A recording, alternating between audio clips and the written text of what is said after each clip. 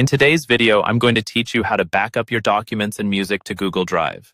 This is a great way to ensure that your important files are always safe and easily accessible, no matter where you are. With the convenience of Google Drive, you can store your data in the cloud and free up space on your devices. Let's dive into the process and make sure your files are secure. First, you'll want to ensure you have a Google account. If you haven't yet created one, head over to Google's sign-up page to do so.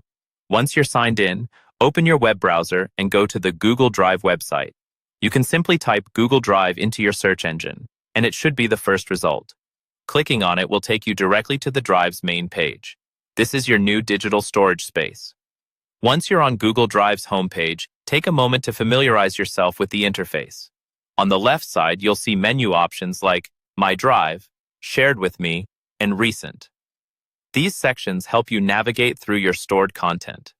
Now, to start backing up your documents and music, locate and click the New button, usually found on the left side of the screen.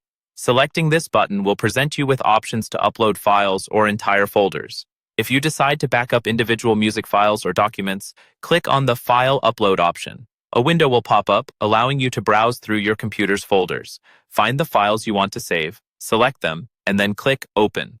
Keep an eye on the upload bar that appears in the bottom right. This confirms your files are uploading to the cloud.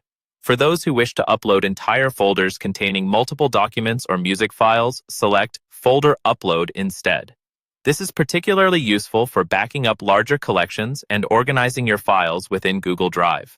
After selecting Folder Upload, navigate to the folder you want to back up, select it, and click Upload. Again, you'll see a progress bar verifying that your folder's contents are safely being transferred to your drive. Remember, if your files are organized into folders on your drive, they will be much easier to locate later. Consider renaming files or folders to something easily identifiable, especially if you're planning on storing a lot of data.